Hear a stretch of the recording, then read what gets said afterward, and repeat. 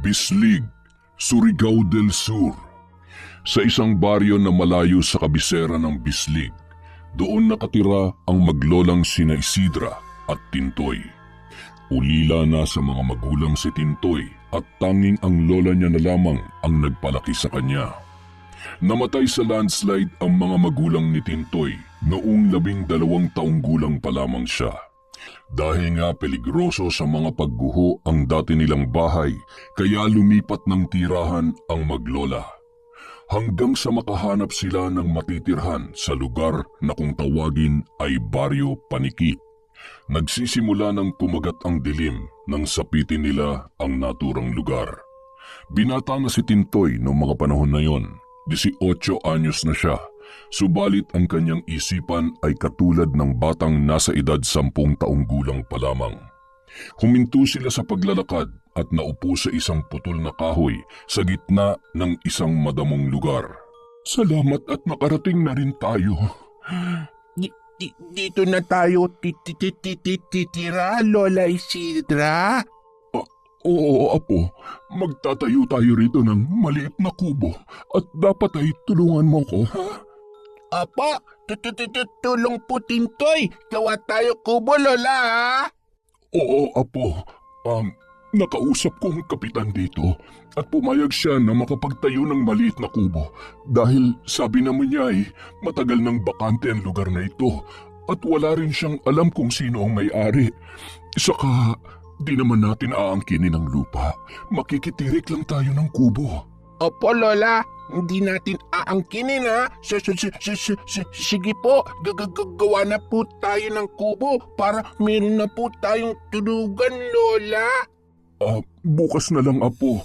Pagod na ang lola dahil malayo-layo ang nilakad natin. Kaya pansamantalay dito muna tayo matutulog sa ilalim nitong puno ng balete na may makakapal na dahon. Halika na, sumilong na tayo roon. Takot Tintoy dito sa puno. Dami ugat, Lola, oh. Lalaki pa. Oh, kulubot, Lola. Ganyan talaga ang punong yan, Apo. Pero wala yang gagawing masama sa atin. Saka puno lamang yan. Lola, gutom na Tintoy. Ako nga rin, Apo eh. Teka, may dala nga pala tayong tinapay na nabili ko doon sa panaderya na nadaanan natin. Wala pa kasi tayong lutuan. Saka nasa loob pa ng dala nating sako ang kaldero. Bukas na lang tayo magluto. Ayos lang ba sa iyo ang tinapay? Opo, Lola. Basta may pagkain si Tintoy. Oh, heto ang tinapay. Kumain na muna tayo. Heto naman ang tubig na iinumin natin. Ang mahalaga ay may laman ng sikmura natin bago tayo matulog ngayong gabi. Ikinagulat ng mga naninirahan sa Baryo Paniki ang pagkakaroon ng isang kubo sa lugar na malapit sa puno ng balete. Malapit yun sa paanan ng bundok. Ang lugar na kinaroroonan ng matandang punong balete ay iniiwasan at kinatatakutan ng karamihan. Lalo na ng mga kababaihan at kabataan. Kaya naging palaisipan sa mga taga roon ang pagtatayo ng isang kubo. Bukod doon ay nagdulot ng takot at pangamba sa mga naninirahan sa naturang lugar nang makita nila ang nakatira sa naturang kubo. Isang matandang babae na may mahabang buhok na namumuti na ang kilay. Siya si Lola Isidra. Kasama ang kanyang apong si Tintoy. Makapal ang buhok ni Tintoy na halos hindi nahahawakan ng barbero o nasasayaran man lang ng gunting. Sa unang tingin sa kanya ay nakakatakot ang itsura nito. Luwa ang kaliwang mata ng binata. Hindi nakapagsasalita ng maayos at maliit ang kaliwang paa dahil sa pagkakaroon ng polio noong siya ay bata pa. Naging paksa ng bulong-bulungan at usap-usapan ang tungkol sa pagdating ng maglola sa baryo. Hindi yun lingid sa kaalaman ni Lola Isidra. Alam niya na hindi maganda ang pagtanggap sa kanila sa lugar na yon. Kaya naman laging pinapaalalahanan ni Lola Isidra ang kanyang apo. Kailangan dito ka lang lagi sa loob ng kubo, Tintoy. Apo, ha? Bakit po, Lola? Gusto Tintoy lalabas? Gusto magkaroon kalaro? Mga bata kalaro? Saka po kaibigan, Lola? Oh, hindi pwede yun, Tintoy. Hindi pwede maglaro, Tintoy. Saka magkaibigan mga bata. Apo, hindi natin alam ang ugali ng mga nakatira dito. Bait naman, Tintoy ah.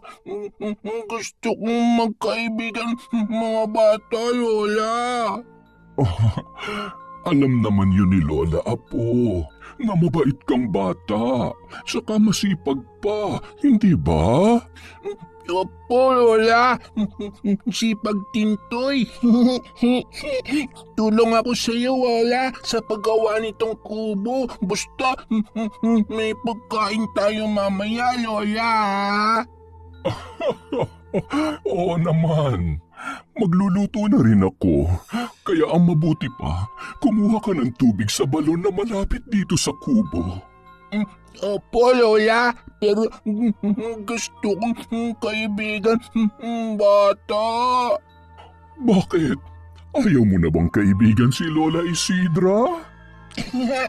Hindi ka naman bata, Lola. Tanda ka na, oh. Kalabat. Lokong bata ito Basta gusto ko, makinig ka lagi kay Lola ha. Dito ka lang lagi sa bahay, lalo na kapag umaalis ako at naghahanap ng mga halamang gamot na ibinibenta ko sa may simbahan. Naiintindihan mo ba yon, Tintoy? Opo, Lola. Tintoy, intindi, Lola. Siya nga pala, samahan mo muna ako. Maghuhukay tayo. Bakit po, Lola? Bakit tayong hukay? Meron tayong ibabaon. Kailangan nakatago yun. Kaya ibabaon natin yun sa lupa. Baon? Lupa? Maliit na baul yon, Lola? Oo, Apo. Dahil hindi yun maaaring magpakalat-kalat lang. Kaya kita isasama ay upang alam mo kung saan natin yun ibabaon. Bakit po, Lola? Alam ko kasi na darating ang panahon. Kakailanganin mo ang laman ng baul na yon. Tumayo na si Lola Isidra at kasunod niya ang kanyang apo. Lumabas sila sa kubo at humanap ng isang lugar na madaling tandaan upang ibaon ang bagay na pinakaiingatan ng matanda. Malapit yon sa isang malaking puno at tinandaan pa ng dalawang malaking tipak ng bato.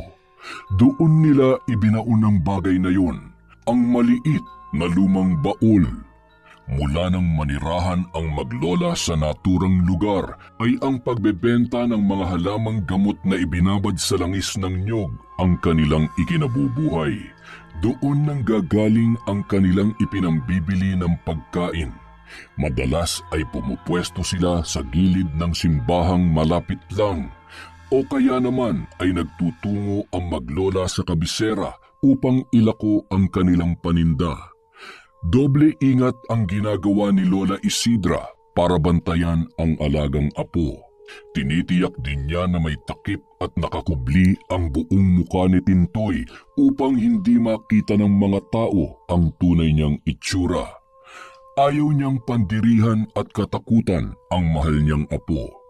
O kaya naman ay makarinig ng hindi maganda mula sa ibang tao dahil sa kakaibang itsura ni Tintoy. Hindi rin niya hinahayaang nag-iisa ang kanyang alaga. Laging ang kapakanan ng minamahal na apo ang kanyang nasa isipan. Nag-alala rin ang matanda na baka kung anong mangyari sa apo kung hindi siya nito kasama. Lalo na't hindi kaaya-aya ang kanyang itsura. Ayaw niyang marinig ng apo ang panghuhusga ng ibang tao dahil lamang sa kakaiba niyang itsura. Kaya lang minsan nakakasalisi si Tintoy. Hindi niya namalayan na umalis ang apo sa kubo. Naging abala kasi ang matanda sa pagluluto ng langis ng niyog para sa mga halamang ugat na kanyang pinagkakakitaan. Labis-labis ang kaba niya nang hindi agad makita ang kanyang apo. Samantala, sa paghanap ng makakalaro ay nakarating si Tintoy sa tabing ilog. Narinig niya ang ingay ng mga batang naroroon na nagkakatuwaan habang naliligo. Dahil isip bata si Tintoy, ang tanging pumasok sa kanyang isip ay ang makipaglaro sa mga batang naroroon. Daming bata. Kaibigan ko sila para maglaro kami. Sarap na langay sa ilog. Nagmamadaling lumapit si Tintoy sa mga batang naliligo. Hoy, bata! Sali Tintoy laro! Langoy-langoy tayo! Sarap ligo sa ilog! Hoy, bakit kayo tingin kay Tintoy? Ako Tintoy, gusto ko laro tayo! Wari na matanda ang mga batang nasa edad 10 hanggang 12 nang makita nila si Tintoy. Hindi kaagad sila nakagalaw. Nagkatinginan sa isa't isa at isa lang ang nabanggit at isinigaw ng mga bata na nakita ni Tintoy. Halimaw! May halimaw! Takot at nagmamadaling umahon ng ilog ang mga kabataang naliligo. Hindi magkanda-ugaga sa pagtakbo ang mga ito dahil sa takot nang makita nila si Tintoy. Dalawa sa mga bata ang kumuha ng bato at ipinukul yon kay Tintoy. Subalit hindi naman nila tinamaan. Lungkot ang naramdaman nito dahil sa naging reaksyon ng mga kabataang inakala niya ay kanyang magiging kalaro at kaibigan. Takot mga bata. Ayaw nila Tintoy. Takbo sila pa uwi. Hindi naman halimaw Tintoy Tintoy, bakit Tintoy? Hindi salbahe Tintoy. Pero bakit takbo sila? Malungkot na umalis ng ilog ang batang Sinto-Sinto. Hindi pa rin niya ganap na maintindihan kung bakit siya kinakatakutan ng ibang mga bata. Samantala, kanina pa siya hinahanap ng kanyang lola na noon ay labis nang nag-aalala. Hanggang sa nakita na lang niya ang apo na umiiyak sa ilalim ng isang puno ng aratilis. Pinag-alala mo naman ako, apo. Akala ko kung saan ka na nagpunta. Salbahe sila. Salbahe mga bata.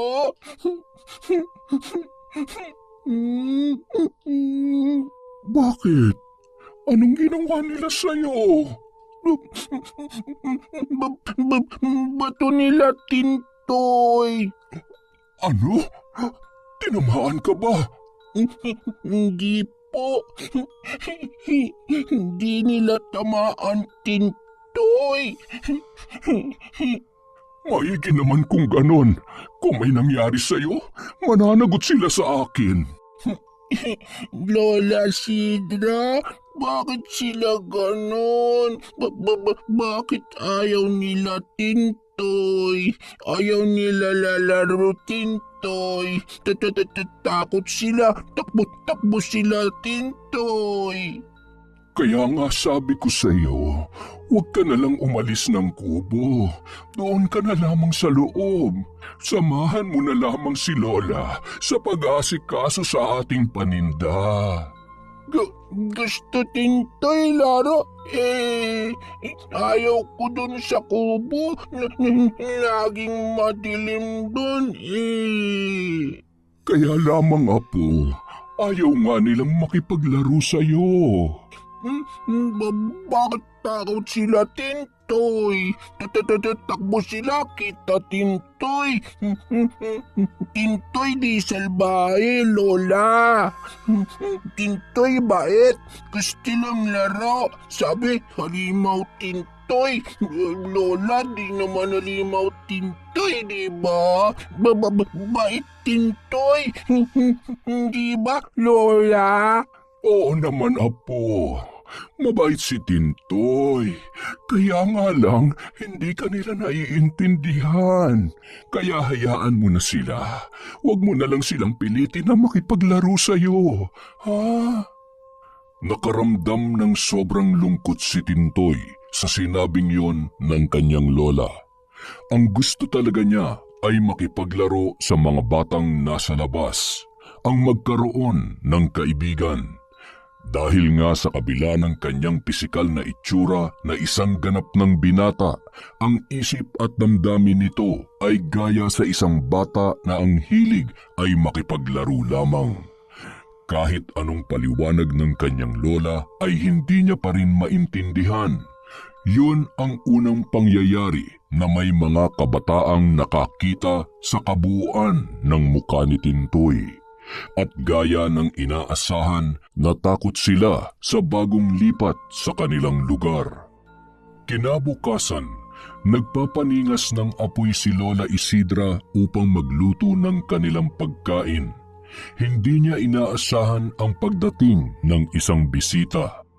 Bahagya pang nagulat ang matanda nang marinig ang pagtawag sa kanyang pangalan.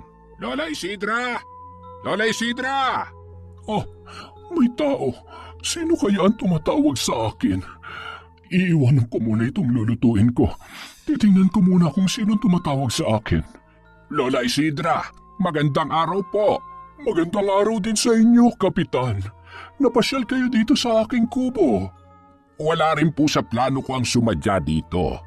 Kaya lang ay may nagtungo sa barangay kahapon. May sinabi sa akin tungkol sa apo mo. Bakit?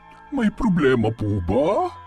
Mangyari po kasi, may mga ilang magulang na nagrereklamo dahil yung mga anak daw nila ay nagkasakit. Nilagnat daw po. Ano naman ang kinalaman ko sa pagkakasakit ng mga anak nila? Ay, yun nga po, Lola Isidra. Ang sabi ng mga nagpunta sa barangay ay dahil nakakita ng halimaw ang mga bata at dahil daw sa takot ay nagkasakit sila. Kapitan, kung pwede sana ay huwag na kayong magpaligoy-ligoy pa.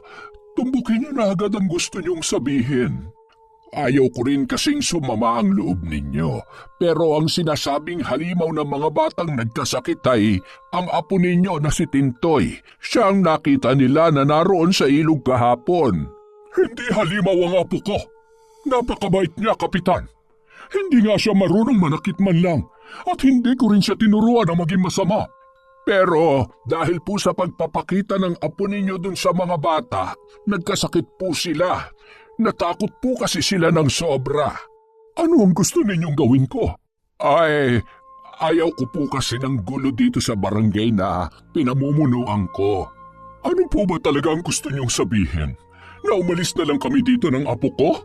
Kapitan, kayo na rin ang may sabi sa akin na maaari kami magtayo ng kubo at tumira dito sa lugar na ito. Ay, opo naman. Hindi ko nalilimutan yon. Kaya lang, kalat na sa buong baryo ang tungkol sa nakakatakot na itsura ni Tintoy. Sabihin na natin gano'n ang itsura niya, Kapitan. Pero handa kong patunayan na mabait ang aking apo. Kaya lamang po, Lola Isidra. Pasensya na kayo, Kapitan. Hindi kami aalis dito. Saka isa pa, wala kaming ibang mapupuntahan. Ay, sinasabi ko lang po ito para na rin sa kaligtasan ninyo. Kayo ang kapitan dito. Di ba dapat kayo nagpoprotekta sa gaya namin? Maaari niyong sabihin sa kanila na hindi kami masamang tao. Pero ipinagpapauna ko na po sa inyo, hindi ko hawak ang isipan ng mga taga rito sa baryo Paniki. At wala nang iba pang sinabi si Kapitan. Tumalikod na ito. Hindi niya nakumbinsi si Lola Isidra sa nais niyang iparating. Gusto ng Kapitan na umalis na lang ang maglola at humanap ng ibang lugar. Subalit alam ni Lola Isidra na hindi yun magiging madali para sa kanila ng kanyang apo. Ipinarating ni Kapitan Marcelo sa mga magulang nang nagrereklamo ang napag-usapan nila ng matanda. Nainis ang ibang mga magulang dahil walang nagawa ang kapitan.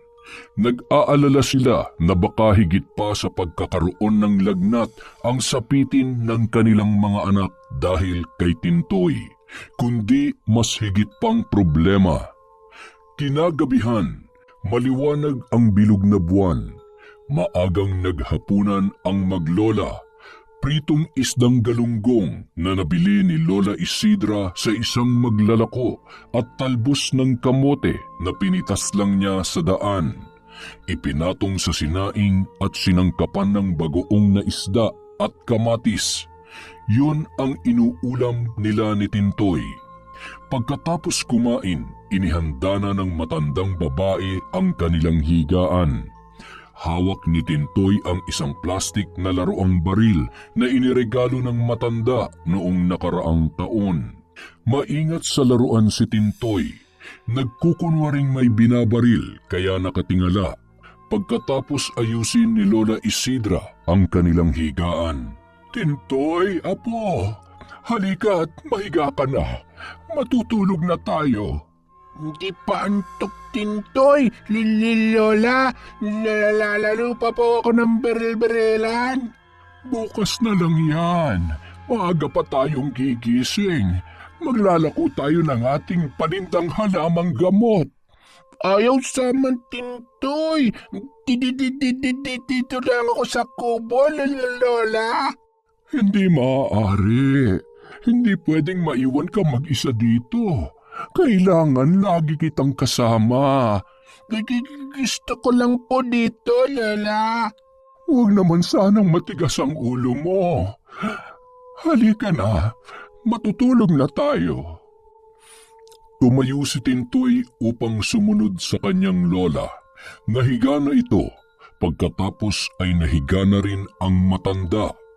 Ilang minuto pa lang sila sa pagkakahiga nang makarinig sila ng mga yabag. Tahimik na nakiramdam ang dalawa. Lola? Ano yun? May tinig si Tintoy? Hindi ko rin alam, apo. Tao? May tao, Lola? Ingay sila eh. Ang mabuti pa'y matulog ka na. Ako na ang bahala. Titingnan ko. Tumayo ang matanda. Hindi pa ito nakakalapit sa bintana nang ilang magkakasunod na pukul ng bato ang tumama sa kanilang kubo. Ilan sa mga bato ang lumusot pa sa loob dahil sa lakas ng pagkakapukol. Lola? Babato tayo, Lola! Huwag kang tatayo, apo. Iyoko lang. Pumunta ka sa sulok ng kubo. Madali ka. Lola? Babato pa rin nila tayo, Lola! Tama na yan. Tumigil na kayo. Ano bang gusto niyong gawin sa amin? Wala naman kaming ginagawang masama sa inyo. Nagmamakaawang sigaw ni Lola Isidra. Subalit wala siyang narinig na anumang tugon. Maya-maya, tumigil ang pagbato sa kubo.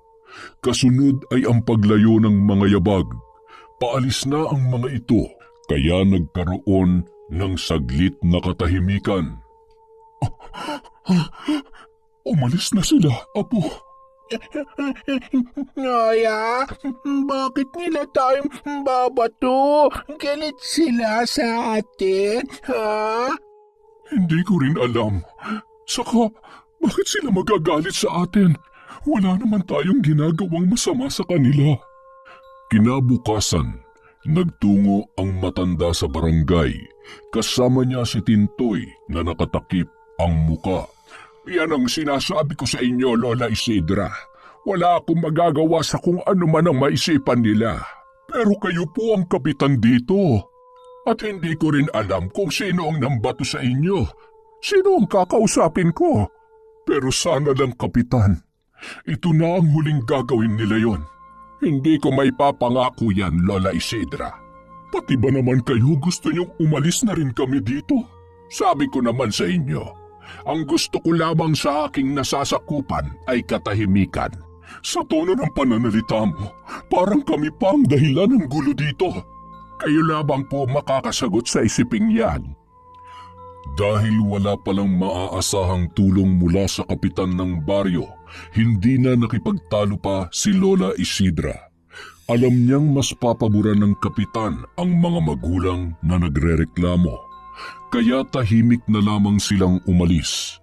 Hawak ng matanda ang braso ng kanyang apong si Tintoy. Malungkot at marahan silang lumabas sa tanggapan ng barangay. Bumalik naman sa binabasa niyang dokumento na nasa ibabaw ng mesa ang atensyon ni Kapitan Marcelo.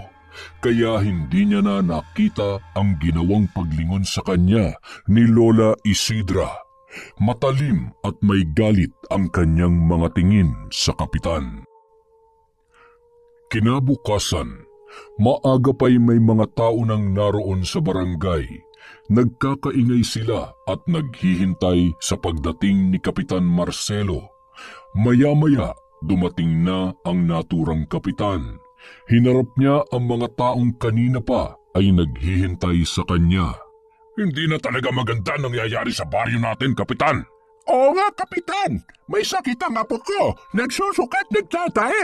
Ay, pabalik-balik na ang kanyang lagnat. Kayo ba na naririto ay may mga sakit din ang mga kasama ninyo sa bahay?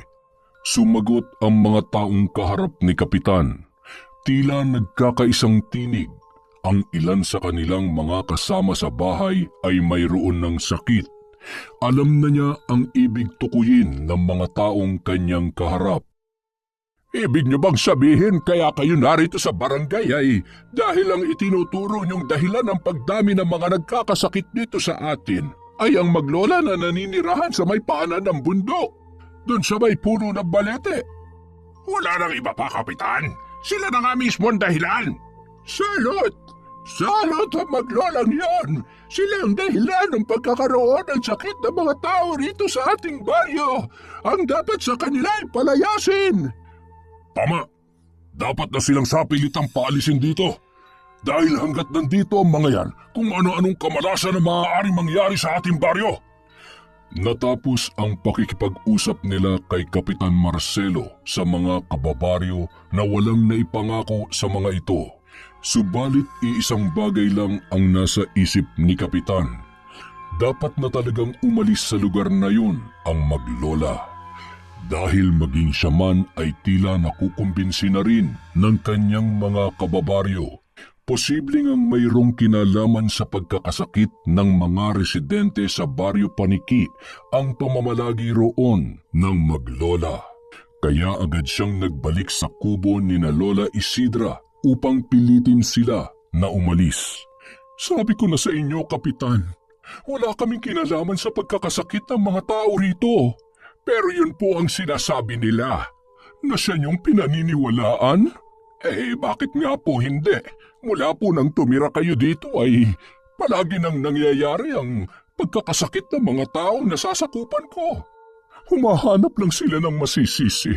Baka naman dahil sa kapabayaan din ng mga magulang ang pagkakasakit ng kanilang mga anak. Mas maigi pa'y humanap na lang po kayo ng malilipatan. Huwag na lamang po kayo dito sa aming baryo. Hindi ba kayo naaawa sa aming maglola, Kapitan? Ayokong alis dito, Lola. Gusto ko dito. Ganito na nga ang sitwasyon namin, tapos gusto niyo pa kaming ipagtabuyan? Kapitan, huwag niyo po kaming paalis. Mamawa po kayo. Tintoy, yun ang gusto ng mga taga rito. Saka hindi mo ba alam, kinatatakutan ka ng mga bata. Tintoy, bait Kapitan, hindi ko sila away. Sila mga bata, aaway ako, babato ako. Ganun na, gagalit sila, Tintoy. Pasensya ka na, Tintoy. Wala na talaga akong magagawa. Sa kabila ng pakikipag-usap ni Lola Isidra kay Kapitan, hindi pa rin niya ito nakumbinsi. Nais pa rin nito ang umalis na ang maglola dahil yon ang ibig mangyari ng mga taga-baryo Paniki. Subalit nagmatigas si Lola Isidra. Alam niyang wala silang masamang ginagawa. Hindi sila ang dahilan ng pagkakasakit ng mga tao sa baryo. Maaaring may iba pang dahilan o iba pang rason, ngunit ibinibintang lang sa kanila at itinuturing pa silang salot. Dahil hindi pa rin sinunod ni Lola Isidra ang ibig ng kapitan na malagi pa rin sila roon. Subalit isang araw nakatulog si Lola Isidra dahil sa pagod sa pagluluto ng langis ng nyog para sa kanyang mga paninda. Umalis ng kubo si Tintoy. Nagtungo ito sa malapit na bukid. Sabik kasi siyang makakita ng ibang tao, lalo na ng mga bata. Walang tiyak na pupuntahan, basta naglakad na lang ang binata. Hahanap Tintoy Kararo. Siguro mayroong pambata. Bakit hindi aaway Tintoy? Habang naglalakad si Tintoy, natanaw niya ang tila maraming tao. Mga tao na abala sa kanilang trabaho sa bukid. Panahon yun ng pag-aani ng mais. Maraming tao ang tulong-tulong sa kanilang gawain. Dahil sa pagiging inosente, masaya pa itong lumapit sa mga magsasaka. Kamusta kaya? Gusto ko Rararo. Gusto Tintoy Raro. Napahinto ang mga magsasaka sa kanilang ginagawa. Napatingin ang lahat kay Tintoy. May pagtataka at kunot ang noo na nakatingin sa binatang sinto-sinto. Bawat magsasakang naroon ay dumampot ng anumang matigas na bagay. May dumampot ng bato, kaputol na kahoy at kung ano pang matigas na bagay na naroroon. Matalim ang pagtitig nila kay Tintoy at walang sinuman ang nagsasalita. Oh, bakit kayo tingin Tintoy? Galit kayo Tintoy? Tintoy bakit? Gusto lang nararo Tintoy. Nanatiling tahimik ang mga kalalakihan. Subalit ang bawat magsasaka ay humahakbang papalapit sa binata. Matalim ang kanilang mga titig kay Tintoy. Mababanaag sa kanilang mata ang matinding galit. Habang papalapit ang mga magsasaka at lumalakad naman ng papaurong si Tintoy, ramdam niyang nasa panganib ang kanyang buhay ng mga sandaling yun. Tuloy-tuloy ang kanyang paglalakad ng paurong. Tumutunog pa ang mga sanga at mga tuyong dahon na kanyang naaapakan. Wag kayo lapit Tintoy. Takot Tintoy. Takot ako. Matindi ang takot na naramdaman ni Tintoy ng mga sandaling yun. Dahil lumalakad siya ng paurong, kaya hindi niya nakikita ang kanyang inaapakan. Nasalabid ang kanyang paa sa isang sanga ng puno na nakakalat sa damuhan. Bumagsak si Tintoy ng patihaya. Magkakasunod naman na lumapit sa kanya ang mga magsasaka. Galit na galit ang mga ito. Hawak ang mga bagay na ihahataw sa kanya. Isang malakas na sigaw ang pinakawalan ng sinto-sinto. Kasabay noon ang paghataw at pagpukpok sa katawan ni Tintoy. Kahit saang bahagi ng katawan, inihahataw ang hawak na matitigas na kahoy at mga solidong bato. Lola! Lola! Tulong Tintoy!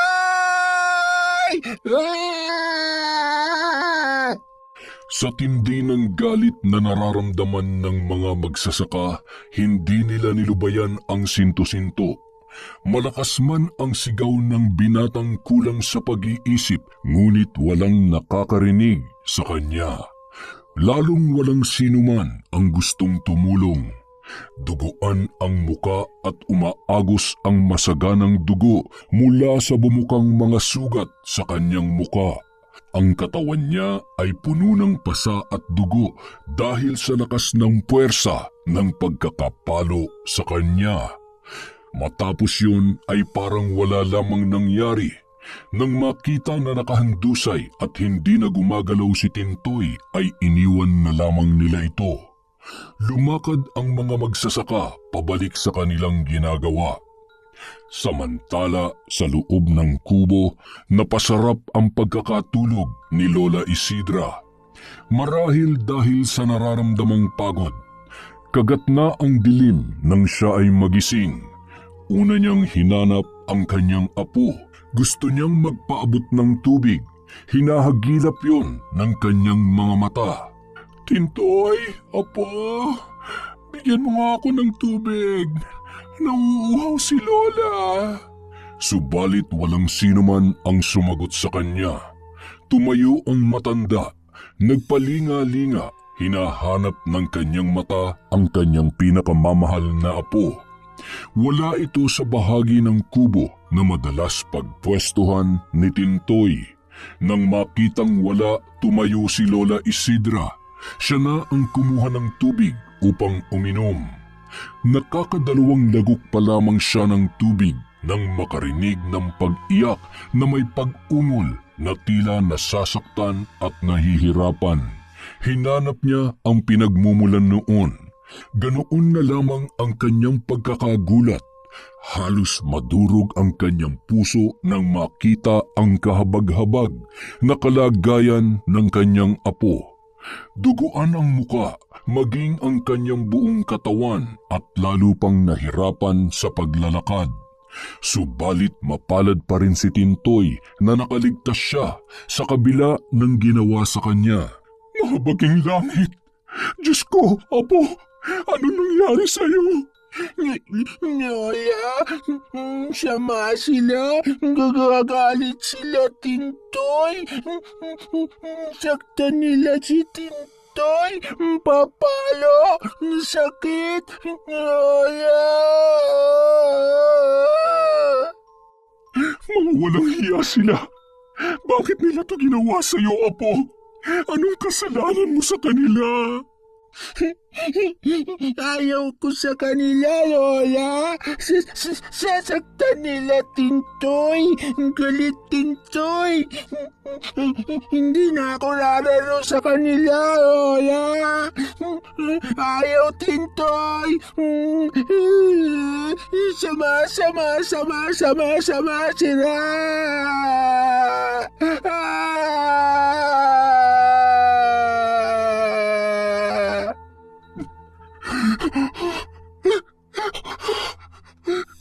Hindi ako makapapayag na hindi magkaroon ng katarungan ang ginawa nila sa'yo. Nagtimpi ako.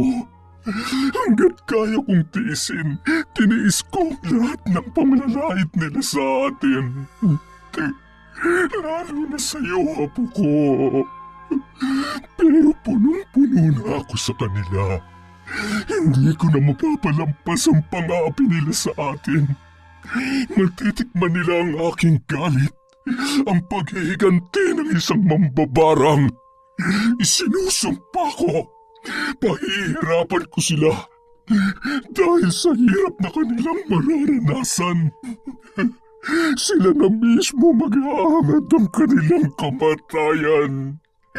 Isinusumpa ko.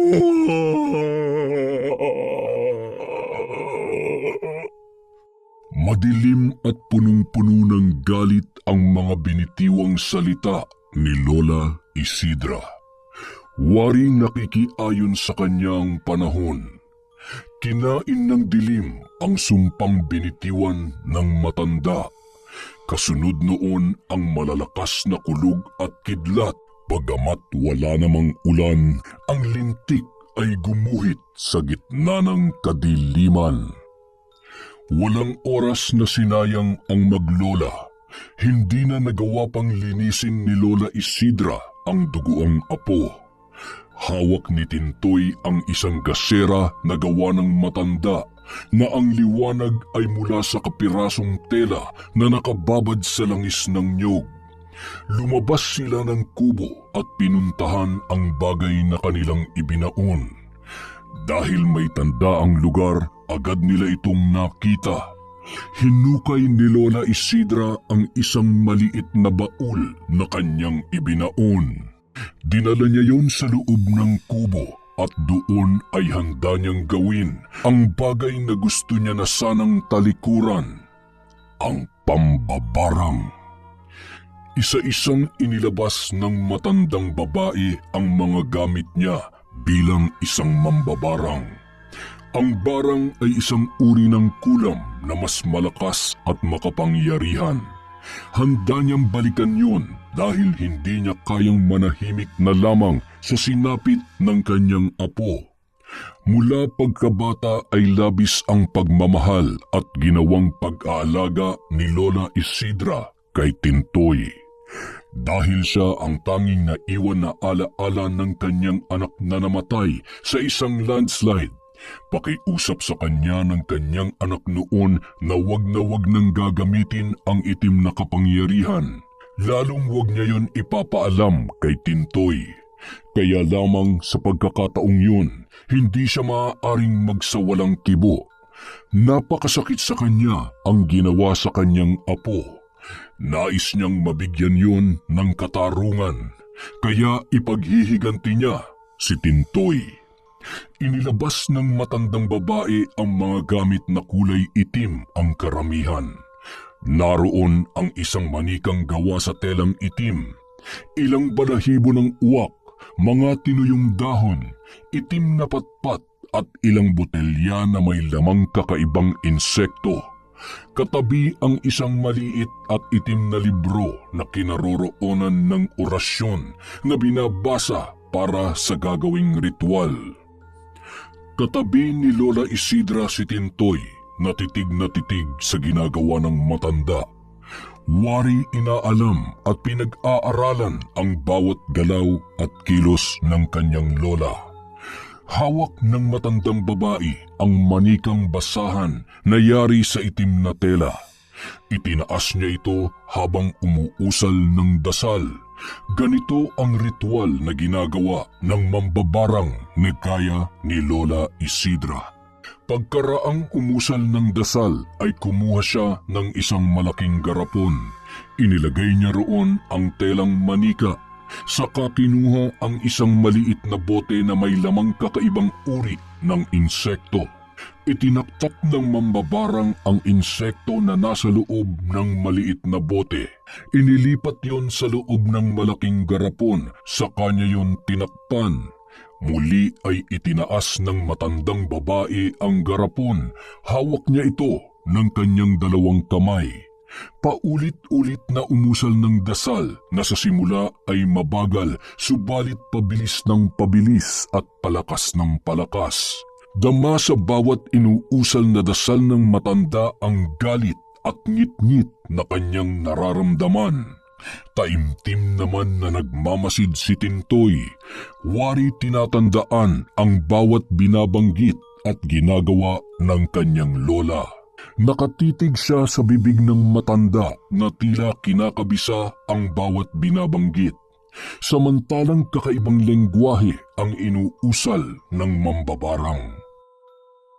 Kinabukasan sa Baryo Paniki, sinugod ng mga tao ang barangay. Minsan pa'y may dala na naman silang reklamo na ibig ipabatid kay Kapitan Marcelo.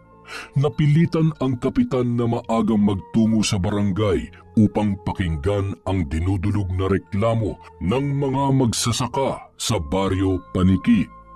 Hindi makapaniwala ang kapitan nang makita ang itsura ng mga magsasakang kanyang kaharap. Tinubuan ang mga ito ng malalaking bukol sa iba't ibang bahagi ng muka at katawan. Malalaki ang mga bukol na yun. Anong nangyari sa inyo? Bakit ganyan ang mga itsura nyo? Tinubuan kayo ng malalaking bukol. Isa-isang nagpaliwanag ang mga magsasakang kaharap ni Kapitan Marcelo. Sinabi nila na wala silang bukol kahapon. Kaya nagulat sila kung bakit sa kanilang paggising ay nasa katawan na nila ang malalaking bukol na yun. Nagtataka at may pandidiri na nakatitig ang kapitan sa mga bukol ng mga tao. May isang napansin si Kapitan Marcelo. Paano bang bukol yan? Bakit ganyan? Parang may kung anong laman sa loob at gumagalaw. Nakita niya na gumalaw ang laman ng mga bukol. Kasabay noon ang pagsigaw ng mga taong tinubuan ng naturang sakit. Nagsisigawan sila dahil sa kanilang nararamdaman. Halos hindi nila kayanin ang sakit. Isa sa babaeng tinubuan ng bukol ang bumagsak sa sahig ng barangay. Hindi na nito nakayanan ang sakit na kanyang nararamdaman. Napatitig sa kanya ang kapitan. Kitang-kita nito ang paggalaw ng bukol na tila may nais kumawala galing sa loob. Habang tumatagal, pabilis ng pabilis ang paggalaw ng bagay na nasa loob ng bukol ng babaeng nakahandusay. Sumisigaw sa sakit at hirap na hirap. Kumikisay, ibinabaluktot ang kanyang katawan. Hindi malaman kung paanong posisyon ang kanyang gagawin. Napaurong naman ang ibang taong naroroon sa barangay, wari nag-aabang sila ng susunod na mangyayari. Lalong lumaki ang bukol ng babaeng sumisigaw dahil sa sakit, hanggang sa biglang pumutok ang mga bukol na yon. Nakakapandiri ang itsura. Lumabas ang malagkit at mabahong likido mula sa pumutok na bukol. Kasama ng likido ang isang uri ng insekto na kasing laki ng salagubang. Lumundag-lundag ang mga insekto at sumuot sa butas ng ilong, bibig, tenga ng babaeng nakahandusay. Dahil doon ay hindi na siya makahinga, hindi na rin makasigaw. Nagkikisay ito na habol ang paghinga. Hanggang sa lumabas ang dugo mula sa kanyang mga mata na may kahalo pang nana at ilang saglit lang binawian na ito ng buhay. Kitang-kita ng kapitan ang pangyayaring yun. Sa takot ng ibang magsasaka na nakasaksi sa nangyari, nagsitakbuhan na sila palabas ng barangay hall. Bagamat hindi nila alam kung saan sila patutungo. Agad na kumalat ang pangyayaring yon sa buong baryo Paniki. Samantala ang ibang tinubuan ng bukol ay ganoon din ang sinapit. Lumabas sa bukol ang mabahong likido na may kasamang insekto. Pinatay din ng mga insekto ang taong tinubuan ng bukol. Naligalig ang buong baryo. Tanging isang bagay lang ang nais mangyari ng mga tao dahil sa salot na dumating sa kanila. Hindi lang nila ibig palayasin ang maglola, kundi ang gusto nila'y patayin ang mga ito. Dahil naniniwala sila na ang maglola ang may dala ng salot sa kanilang lugar. Kumbinsido na rin ang kapitan na may kinalaman sa pangyayaring yon sina Lola Isidra at Tintoy. Batid ni Lola Isidra na may masamang ibubunga ang kanyang ginawa. Isa pa, nakarinig din siya ng bali-balita na galit sa kanila ang mga tao sa baryo Paniki. Kaya naman, sinimulan niya ng ayusin ang kanilang mga gamit. Nakapagdesisyon na ang matanda. Aalis na sila ni Tintoy sa lugar na yon dahil alam niyang malalagay sa panganib ang kanilang buhay. Plano ni Lola Isidra na sa pagkagat ng dilim ay aalis na sila. Hindi kasi sila maaaring umalis na maliwanag pa. Magiging kapansin-pansin yon sa mga taga-baryo. Subalit nang kumagat ang dilim, bago pa makaalis ang maglola ay hindi inaasahan ng matanda ang mangyayari. Mula sa bukas na bintana ng kubo ay kitang-kita ni Lola Isidra ang pagdating ng taong bayan. May dalang sulo na yari sa kayakas ng nyog ang mga papalapit na tao. Isang lugar lang ang kanilang pakay. Patungo sila sa kubo ng maglola. Lola, ano yun? Dami apoy yun. Lalakad mga apoy. Mga tao yan na may dalang sulo. Punta sila dito, Lola. Yung kubo natin. Oh? Tintoy, Apo, umalis ka na rito. Alis, Tintoy? Oo, Apo, umalis ka na. Tumakas ka na. Hindi alis, Tintoy. Sama ako sa iyo, Lola. Alis, Tintoy. Pag-alis, Lola. Huwag sana matigas ang ulo mo, Tintoy. Umalis ka na rito, Apo. Dalhin mo ang sako na inimpake ko. Bakit alis, Tintoy, Lola? Huwag na marami pang tanong. Umalis ka na lang. Iligtas mo ang sarili mo. Ayaw alis, Tintoy. Ayaw. Umalis ka na, sabi. Huwag mo hintayin na magalit pa ako sa'yo. Umalis ka na. Dalhin mo ang sako. Gulat na gulat si Tintoy dahil sa unang pagkakataon nagalit at sinigawan siya ng kanyang lola Isidra. Hindi makapaniwala ang apo sa ginawang yun sa kanya ng kanyang pinakamamahal na lola. Galit, Lola. Alis na, Tintoy. Bilisan mo! Malapit na sila! Sa likod ka dumaan! Magtungo ka sa gubat! Magtago ka ron! Bilisan mo na! Walang nagawa ang binata kundi ang sundin ang nagagalit niyang lola. Hinila ni Tintoy ang sako at dumaan siya sa gawing likuran ng kanilang kubo. Samantala, ilang metro mula sa kubo ay huminto ang grupo ng mga taong may dalang sulo. Naghihiyaw ang mga ito. Nandito na tayo sa kubo ng salot. Sumigaw ang mga taong may dalang sulo. Ang nais nila ay sunugin ang kubo kasama ang maglola. Paikutan ang kubo, saka sunugin! Agad naman na sumunod ang mga tao. Umikot sila sa kubo para simulan ang pagsunog. Wala silang alam na nakalabas na si Tintoy. Anong gagawin niyo? Wag! Huwag niyong sunugin ang aking kubo! Walang kahit anong narinig ang mga taong may dalang sulo. Sindihan na ang kubo! Sunugin yan! Ang dapat sa mga salot na gaya nila ay mamatay sa init ng apoy! Sunugin sila! Sunugin! Agad namang sinindihan ng mga tao ang naturang kubo. Madali itong nagliyab. Samantala, nananatiling tahimik si Lola Isidra na nasa loob ng kubo. Nakaharap ito sa isang sulok. Nakataas ang mga kamay at umuusal ng isang dasal.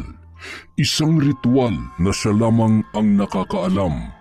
Yun na lang ang paraan na naisip niya bago pa mangyari ang kanyang tiyak na kamatayan. Wala na kayong kawala, mga salot! Matutupok na kayo dyan! Dahil tuyo ang mga dahon ng nyog kung saan yari ang kubo ay agad na kumalat ang apoy. Kaya ramdam na ramdam ni Lola Isidra ang matinding init na pumapaso sa kanyang balat. Tapos na sa kanyang ritual at pagdarasal ang matanda. Mayroong kakaibang usok na pumailan lang sa itaas ng kubo. Hindi ito usok ng nasusunog na kahoy. Usok na wari may sariling pag-iisip na humiwalay sa usok ng sunog. Ang init!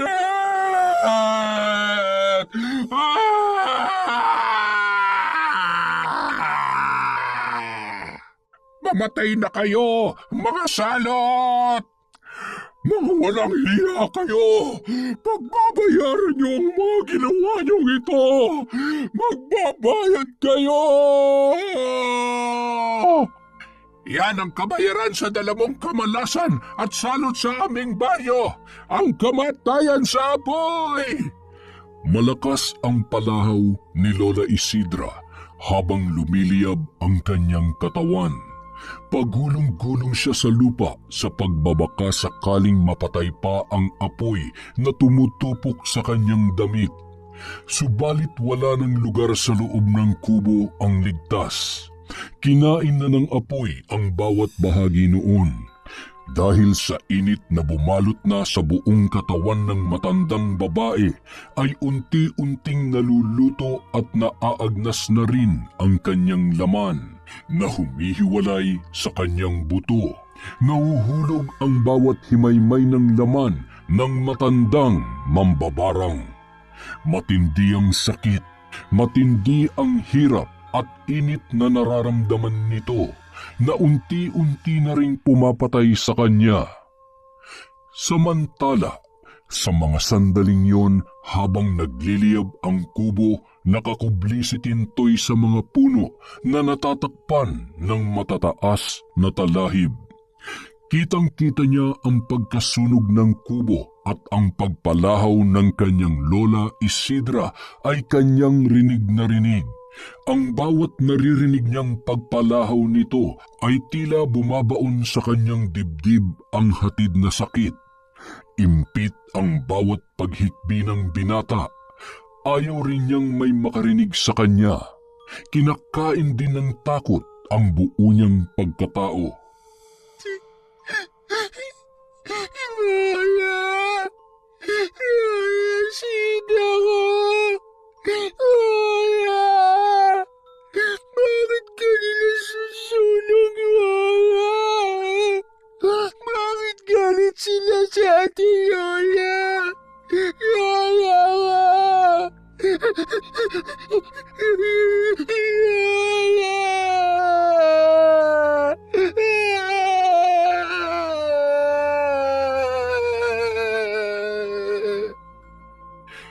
Habang impit ang iyak ni Tintoy, kakaibang usok ang patuloy sa pag-ilanlang na patungo sa kanyang kinaroroonan. Nang ganap nang marating ang kinaroroonan ng apo ng mambabarang ay pumasok ang naturang usok sa katawan ng sinto-sinto. Pagkalipas ng ilang segundo mula nang makapasok ang usok sa katawan ni Tintoy ay bigla siyang nawalan ng malay. Samantala, naghintay naman ang mga tao na ganap na matupok ang kubo. Saka sila lumapit doon. Yun ay upang mayroong tiyakin. Isa lang ang bangkay na naririto. Abay, wala ang apo niya. Nagkatinginan ang mga tao sa sinabing yon ni Kapitan. Malamang ay nakatakas siya bago pa nasunog ang kubo. Hanapin niyo ang apo ng matanda. Hindi siya dapat makatakas. Dapat kasama siya sa sinunog dahil salot din siya. Alam kong may kapangyarihang itim ang angkan nila. Yun ang gamit niya kaya marami sa mga kabaryo natin ang tinubuan ng bukol at namamatay. Agad na nagsikalat ang mga tao upang hanapin si Tintoy. Subalit nabigo silang makita ang binata. Nakalayo na ito sa kubo nang sila ay magsimulang maghanap. Walang katiyakan, walang kasiguruhan kung saan ang patutunguhan. Ang tanging alam lamang niya'y iligtas ang kanyang sarili sa tiyak na kapahamakan. Isang kuweba sa gitna ng gubat ang nakita ni Tintoy at iyon ay kanyang pinasok. Kimkim sa kanyang dibdib ang galit dahil sa pagkamatay ng kanyang lola. Noon niya naramdaman ang kasamaan ng mga tao na hindi nakakaintindi sa kanila. Itinabi ni Tintoy ang kanyang dalang sako. Pinagmasdan niya itong mabuti. Alam niya na magagamit niya ang nasa loob noon. Samantala, sa baryo Paniki, hindi pa rin natatapos ang paglaganap ng mga taong tinutubuan ng bukol. Lumalaganap na ang naturang sakit na tila humahawa sa iba pang mga tao. Sinubukan na nilang ilapit ito sa mga doktor, subalit walang gamot na nakapagpapagaling. Ang labis na ikinakatakot ng mga tao ay ang pagputok ng lumalaking bukol at ang paglabas ng kakaibang uri ng insekto na pumapatay sa taong pinanggalingan noon. Hindi yun maipaliwanag ng kahit na sino. Kaya naman hindi na naalis ang takot sa mga taga-baryo dahil ang pagtubo sa katawan nila ng bukol ay kahulugan na rin ng kanilang kamatayan. Dahil sa pagdami na nagkakasakit sa baryo Paniki, iniwasan ng dayuhin ng ibang tao ang lugar. Takot silang mahawa sa pagkakaroon ng nakamamatay na bukol. Naging limitado rin ang supply ng pagkain, bagay na ikinababahala ng kapitan. Dahil hindi lamang sa pagkakasakit maaaring mamatay ang naninirahan sa kanyang baryo, kundi maaari ding mamatay sa gutom. Hanggang isang umaga, isang estranghero ang dumating sa baryo Paniki na iniiwasang pasukin ng mga tao. Matapang ang dayo na dumating doon at hindi takot sa kung anumang sakit na maaaring makuha niya. Unang tinungo ng naturang dayo ay ang tanggapan ni Kapitan. Sino ka ba? Diego ang pangalan ko, Kapitan Marcelo. Anong kailangan mo rito? Gusto mo na rin bang mamatay gaya ng nangyayari sa mga taga rito? Siyempre, hindi. Hindi ka natatakot? Ang lakas naman ng loob mo. Naparito ako para tulungan kayo. Alam ko na may malaki kayong problema dito sa baryo Paniki. Hindi ko alam kung matutulungan mo pa kami. Ayaw niyo maniwala sa akin? Mahirap na magtiwala sa isang dayo na katulad mo. Isa akong antingero. Antingero? May magagawa ka ba para tulungan kami? Hindi ako maglalakas loob na magtungo sa lugar na ito kung wala akong may tutulong sa inyo. Patuloy pa rin ang salot sa baryo, kahit patay ng matandang may kagagawa ng pagkakasakit. Buhay pa, may nagpapatuloy ng kanyang masamang gawain. Ang apo niya? Si Tintoy? Siya ba ang tinutukoy mo? Tama ka, Kapitan. Kilala mo sila? Nagtanong-tanong ako. Hindi natapos sa pagsunog niyo sa kanyang lola ang lahat para matigil ang sinasabi niyong salot. Hindi namin alam kung nasaan si Tintoy. Kaya ko yung alamin para matulungan ko kayo. Ayoko ng kayabangan, ha? Ayaw mo pa rin maniwala sa akin? Sabi ko naman sa inyo, Kapitan, kaya kong alamin kung nasaan si Tintoy. Hindi na nakipagtalo pa ang Kapitan dahil yun din ang kanyang nais. Malaman kung saan nagtatago si Tintoy, kung tunay bang may kinalaman siya sa patuloy na pagkalat ng sakit. Kaya dapat siyang magbayad upang matigil na ang salot. Gamit ang isang palangganang may tubig at isang itim na kandila ay sinimulan ni Diego ang isang orasyon. Hindi lang siya isang antingero, kundi may kakayahan din siyang manghula at magtawas upang malaman ang pinagtataguan ng sinasabi nilang salot. Ipinatak ni Diego ang luha ng kandila sa tubig na nasa palanggana. Naipon ang mga patak ng kandila at nabuo doon ang imahe ng isang lalaki. Hugis ng isang tao na buong imahe ng mga patak ng kandila. Parang isang lalaki. Si Tintoy. Siya nga ang may kagagawan. Sinto-sinto ang taong yon. Magagawa ba niya ang isang mahikang itim? Ang mag-usal ng orasyon? Nakakapagpabago ng isang tao ang pagtawag sa kampo ng dilim. Magagawa nitong baguhin ang utak at pag-iisip ng isang tao upang maghasik ng kadiliman. Posible bang ganoon ang ginawa niya? Oo, Kapitan. At napaghandaan niyo ng kanyang lola bago pa ito nawala. Paano mo nalaman ang tungkol sa ganyang bagay? Masdan niyo ang suot kong medalyon, Kapitan. Ito ang tumutulong sa akin at tutulong sa inyo. Ngayon lang ako nakakita ng ganyang uri ng medalyon. Maaari bang hawakan? Huwag na, Kapitan. Hindi ito maaaring hawakan ng ibang tao. Mababawasan ng bisa at maaaring maglagay sa akin sa panganib kapag nahawakan ng ibang tao to. At mapanganib din yun para sa taong hahawak. Bakit naman? Maaaring higupin ang medalyon ng inyong espiritu at may masamang mangyayari sa inyo. Kaya mas mainam na yung nag-iingat tayo. Ay, sige. Hindi ko naaangarin pang hawakan yan. Sapat na makita ko na lang. Dito nagmumula ang aking kakaibang lakas at kakayahan. Mula pa ito sa aking mga ninuno. Ilang saling lahi na rin ang nalipatan nito. Kaya napakahalaga nito para sa akin. Sa medalyong ito umiikot ang aking pagkatao, Kapitan.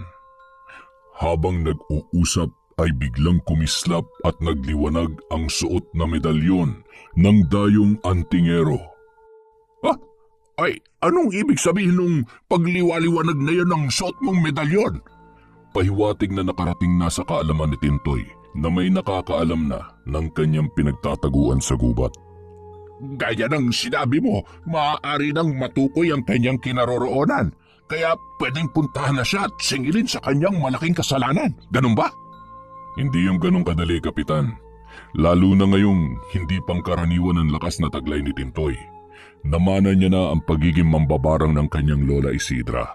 Subalit mas malakas siya dahil maging ang espiritu ng dilim ay kanya na ring nilapitan. Wala ba tayong magagawa para pigilan ang kanyang kasamaan? Kaya nga ako nandito. Sadya akong dinala ng aking mga parito sapagkat kailangan niyo ang tulong ko. Gusto ko nang matapos ang kamalasang nangyayari sa baryong nasasakupan ko. Kaya gawin mong makakaya mo para tulungan kami. Sa madilim na gubat, kung saan ang isang kuweba ay natatanglawan ng mga ilawang gawa sa gasera na sinusuplayan ng langis mula sa nyog, upang manatiling nagbibigay ito ng liwanag. Ito ay isa sa natutunan ni Tintoy sa kanyang lola, na ngayon ay siya na ang gumagawa. Tama ang lahat ng sinabi ng antingerong magtatawas at manghuhula. Buhay si Tintoy, nagtatago sa kagubatan dahil doon niya natagpuan ang kanyang kaligtasan. Sa isang sulok ng kuweba ay naroroon si Tintoy. Malaki na rin ang ipinagbago ng kanyang itsura. Makapal ang buhok na tila matitigas na alambre. Ang luwa na kaliwang mata ay mas nakakatakot na. Namamasa ito at ang kabuuan ng mata ay halos kulay dugo. Nanlilimahid ang damit na matagal nang hindi napapalitan. May mga insektong gumagapang sa kanyang katawan na kapag gumagapang patungo sa kanyang muka ay agad niyang dinadakma upang kainin. Nakasisindak at nakapandidiri na ang kabuang anyo ng binatang sinto-sinto. Sa natatagong lugar na yun ay mas pinatindi niya at mas pinalakas ang kapangyarihang ipinasa sa kanya ng kanyang lola Isidra. Bagamat noong una ay atubili si Lola Isidra na ituro ito sa kanyang apo, subalit dahil sa naranasang pananakit at pang-aalipusta sa pagkatao ni Tintoy, alam ng kanyang lola na ang itim na kapangyarihan ang tanging makakapitan at makapagliligtas sa kanyang apo mula sa kalupitan ng mga taong hindi nakakaintindi sa kondisyon ni Tintoy. Masama, malupit, walang puso. Yun na ang naging pagkakakilala ni Lola Isidra sa mga tao na naipasa niya sa kanyang apo bago pa siya sunugin. Dahil na rin sa hindi patas at di makatarungang pagtrato sa pinakamamahal niyang apo. Matinding galit ang tumanim sa isip ni Tintoy. Ganoon din ang paghihimagsik sa kanyang puso dahil sa kalupitang nasaksihan kung paano pinatay ang kanyang minamahal na lola. Ang tanging nasa isip ngayon ni Tintoy ay ang makapaghiganti. Nagkaroon na rin ng malaking pagbabago kay Tintoy maging sa pagsasalita dahil nabawasan na ang pagiging utal niya. Ang usok na pumasok sa kanyang katawan ang naging sanhi ng pagbabago na yun. Masama silang lahat. Galit Tintoy sa mga tao. Masama sila. Papatay nila lola ko. Kaya dapat sila mamatay. Papatayin sila ni Tintoy. Lahat sila. Lahat sila. Lahat sila. Makikita sa mga tingin ni Tintoy ang matindi at malalim na galit. Mahigit ilang buwan na rin ang lumipas mula nang mamatay si Lola Isidra.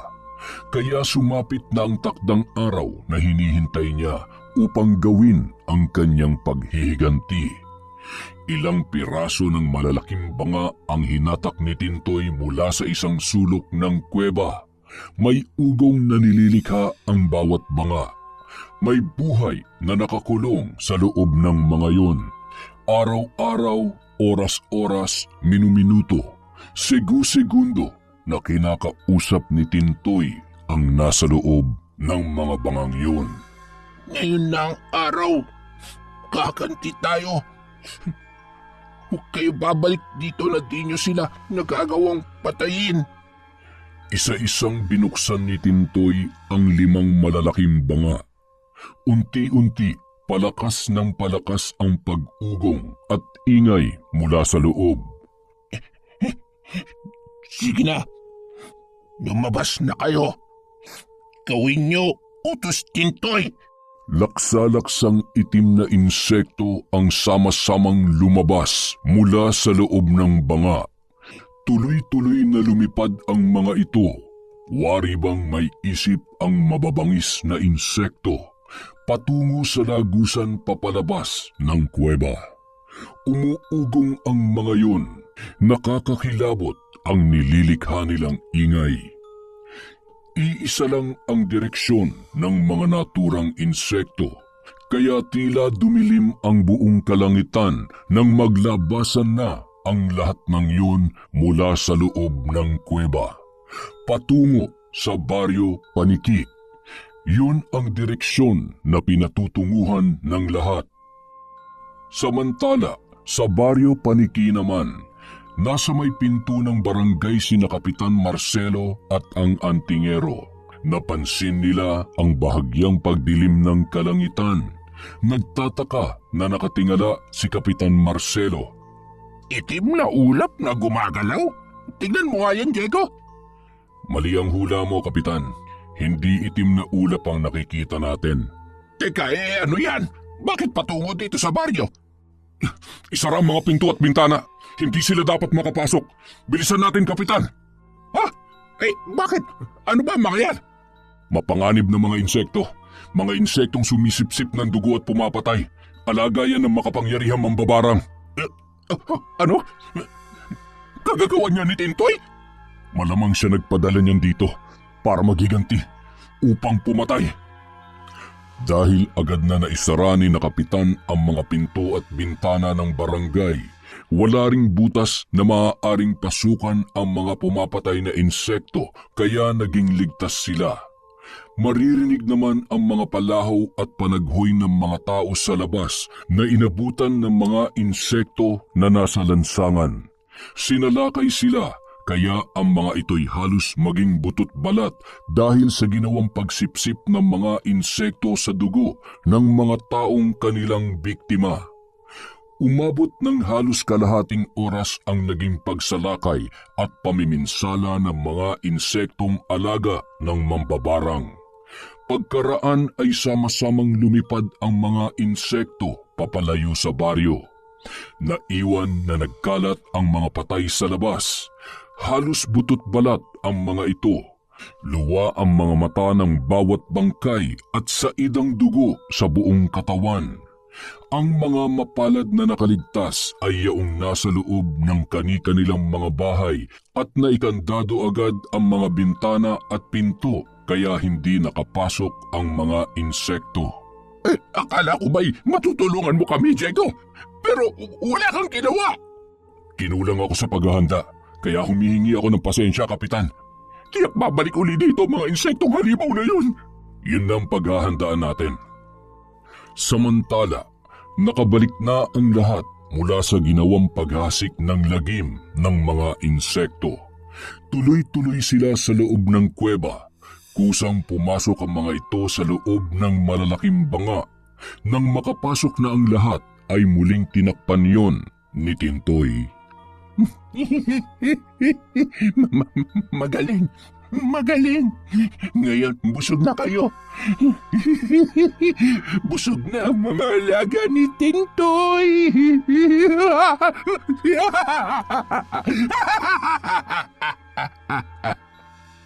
Ang ginawang pagsalakay ng mga insekto at pagsipsip ng dugo ng tao ay lalo lamang magpapalakas sa taglay na bangis at kapangyarihan ng mga ito.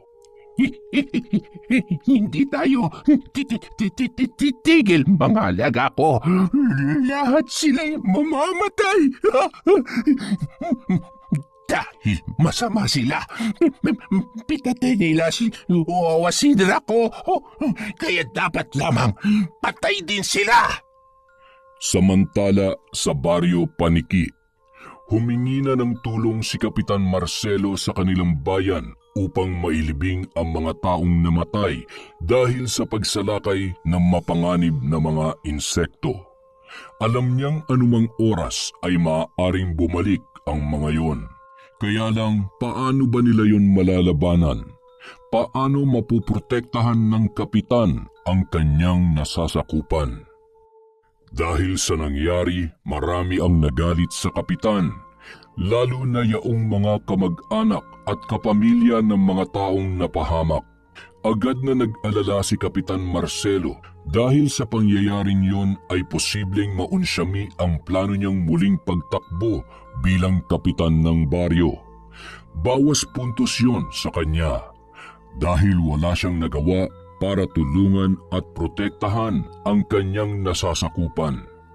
Iisa lang ang tanging mahihingan niya ng tulong, ang antingerong dayo na si Diego. Saka mayroon din itong ipinangako sa kanya. Huwag kang mag-alala, Kapitan. Paghahandaan natin. Lilipulin natin ang mga insektong yan. Ayoko ng puro kayabangan lang, ha? Hindi yun pagyayabang, Kapitan, kundi pagsasabi ng totoo. Hindi lang ako umaasa sa'yo, kundi ang buong baryo. Alam ko naman yun. Kaya wag mo kaming bibiguin. Sa loob naman ng kuwebang lungga ni Tintoy, kasiyahan pa rin ang nararamdaman niya dahil tagumpay ang unang pagsalakay ng kanyang mga alagang insekto. Hindi siya titigil sa paglipol sa mga tao sa baryo Paniki. Habang sinusulit ni Tintoy ang masayang pakiramdam dahil sa tagumpay ng kanyang mga alaga, isang insekto na katulad ng salagubang ang kanina pa paikot-ikot sa kanyang ulo. Ano ba? Hihilo, Tintoy, sa ginagawa mo? Ano bang kailangan mo sa akin? Huminto sa paglipad ang insektong kanyang kinausap. Lumapit yon sa tenga ng mambabarang at tila mayroong sinabi sa kanya. Ano? Totoo bang sinasabi mo o... Nagpatuloy ang insekto sa pag-iingay na wari may ibinubulong kay Tintoy. Hindi yung maaari. Ako lang ang pinakamakapangyarihan. Walang pwede makialam at humaglang kay Tintoy. Muling lumikha ng ugong ang insekto, pagpapakita na may gusto pa siyang sabihin sa kanyang Panginoon. Kailangan din siyang mawala. Mamatay din siya. Kung sino man yung sasabi mo, sa susunod na pagsalakay ng mga alaga ko, sasamahan ko sila. Ako ang harap sa taong sasabi mo, may masamang plano kay Tintoy. Dahil walang katiyakan ang susunod na pagsalakay ng mga insekto, kaya nagpakalat ng babala at paalala si Kapitan Marcelo sa kanyang nasasakupan. Kailangang maging handa lagi at palaging tumingin sa kalangitan. Ang biglang pagdilim at ang pagkakaroon ng tila ulap na kulay itim na gumagalaw, yun ang babala ng pagdating ng panganib. Ang pagsalakay ng mga halimaw na insekto. Ilang araw lamang ang lumipas, narinig ni Tintoy na nagkakaingay muli ang mga insekto na nasa loob ng malalaking tapayan. Magagulo na naman kayo, mga alagad ko. Alam ko na gusto niyo mangyari. Gusto niyo ulit pumatay. Gusto niyong uminom ng sariwang dugo ng tao, no? At lalong lumakas ang pag-ugong na ginagawa ng mga insekto. Tila sumasang-ayon sila sa sinabi ni Tintoy. Oo, alam ko. Kailangan niyong uminom ng sariwang dugo. Sa susunod yung pagsalakay, sasamahan ko kayo. Gusto kong makita ang taong yun na nais makialam at pipigilan ang plano ko.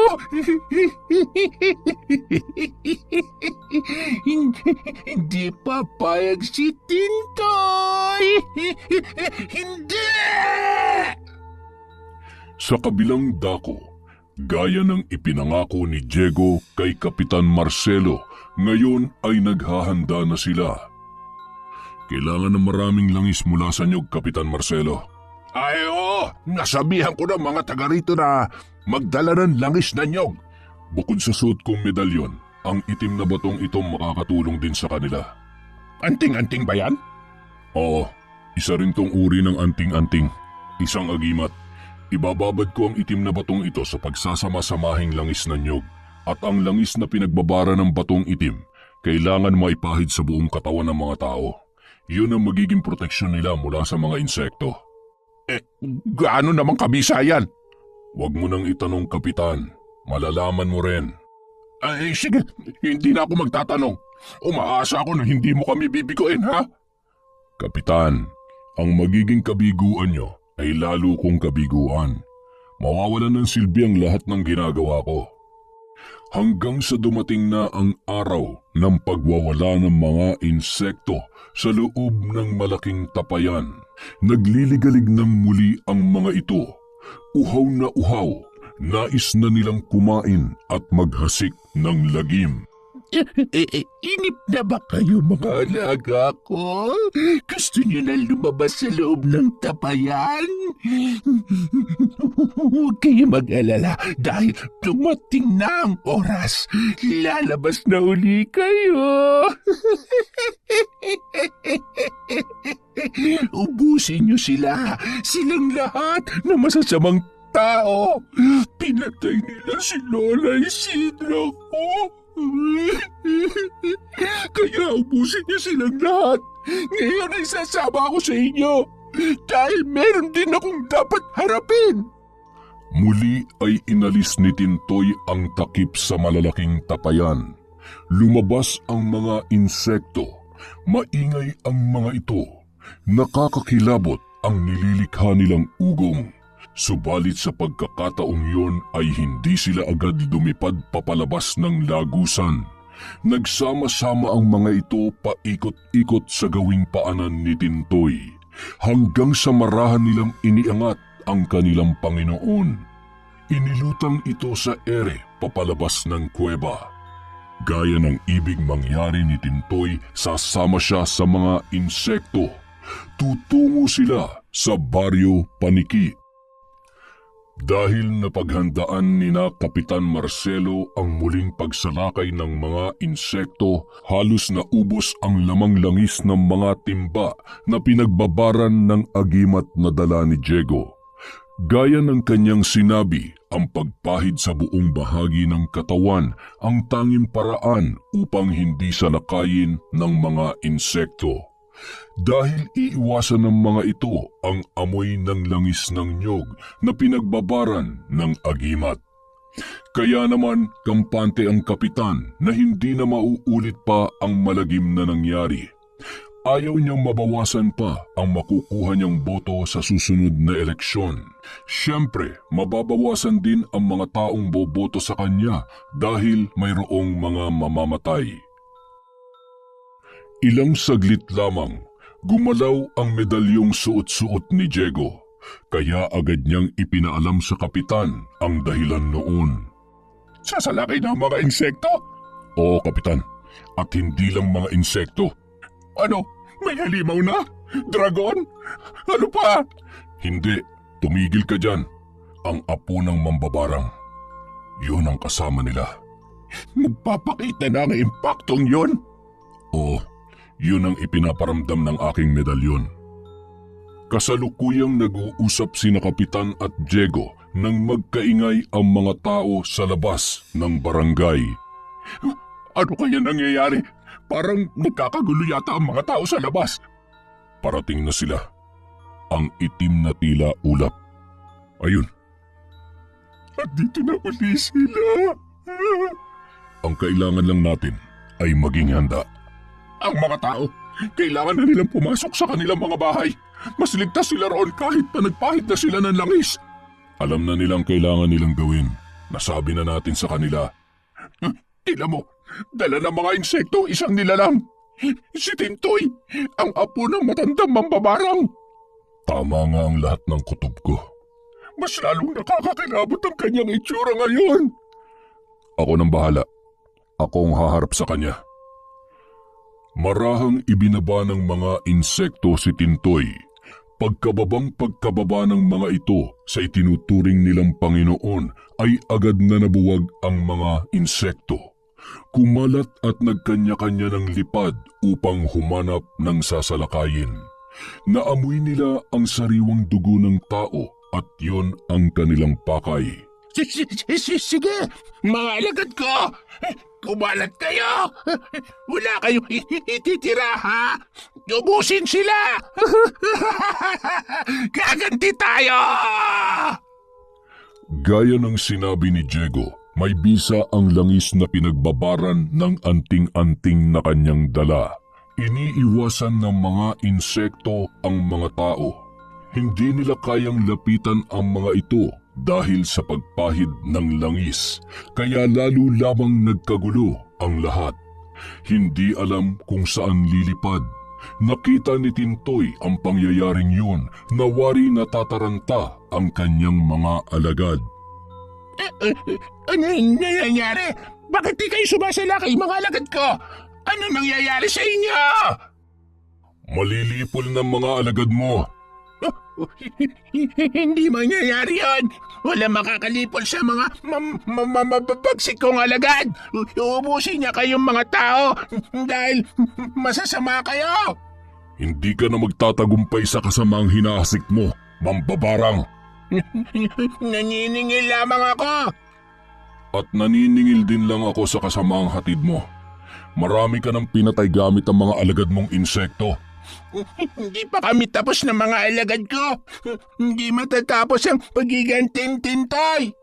Diyan ka nagkakamali dahil tatapusin ko ng kahibangan mo. Walang sino man maaaring pumigil, Tintoy. Kahit sino. Kahit ikaw pa. Mga alagad kong insekto, ibigay ang hinahanap ng ungas na yan. Sa binitawang utos ni Tintoy ay nag-ipon-ipon ang nakakalat na mga mapanganib na insekto.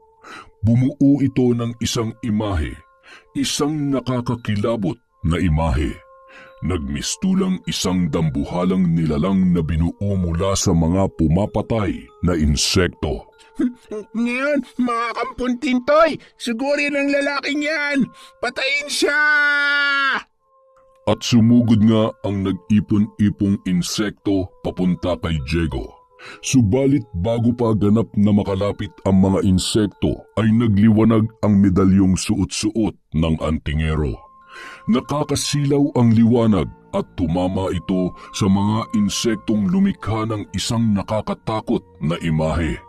Nasusunog at natutupok ang bawat lumilipad na insektong tamaan ng liwanag mula sa kanyang medalyon. Malilipol ang mga alagad mong insekto!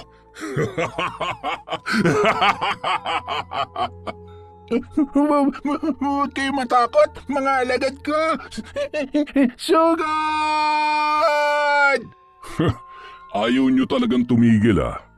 Ngayon naman, ibang kapangyarihan ang ilalabas ko sa aking medalyon. Magsasayang ka lang ng lakas mo! Medalyon, ngayon na! Nawala ang liwanag mula sa medalyon. Napalitan yon ng nagniningning na puwersa na mayroong kasamang pag-ugong na hindi gusto ng mga insekto. Isa-isang nagbabagsakan ang mga yon. tila nawawalan ng lakas. Huwag kayo magpakita ng kahinaan, mga kampon ko! Lumaban kayo! Huwag mo silang pilitin. Hindi na nila kaya. Huwag mong malitin ang mga alagad ko!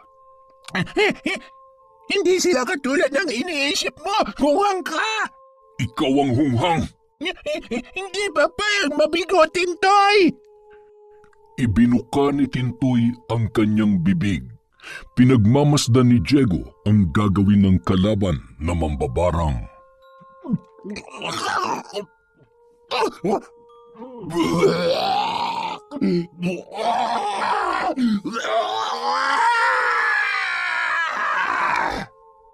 Mula sa bibig ni Tintoy ay lumabas ang itim na usok.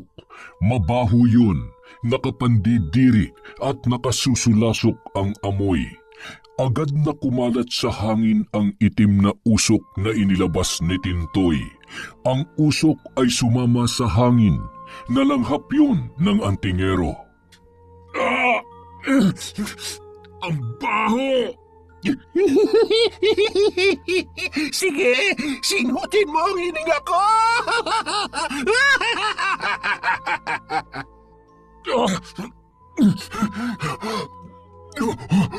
Hindi ako makahinga. Naliligip ang dibdib ko.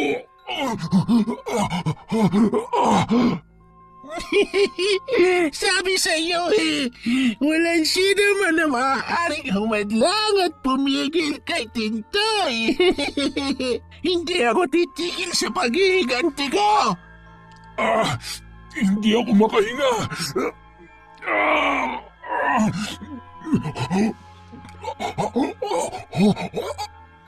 Yun ang huling salita ni Diego at nawalan na siya ng malay tao. Diyan ka lang pala. Hindi mo kaya hininga, Tintoy. Mahina ka. Yabang-yabang mo. Napakahina mo naman pala. Nakahandusay si Diego sa gitna ng kalsada. Nakita ng mga taong naroon ang kabiguan ng antingero. Nanatiling tahimik naman si Kapitan Marcelo na buong-buo niyang nakita at nasubaybayan ang mga pangyayari.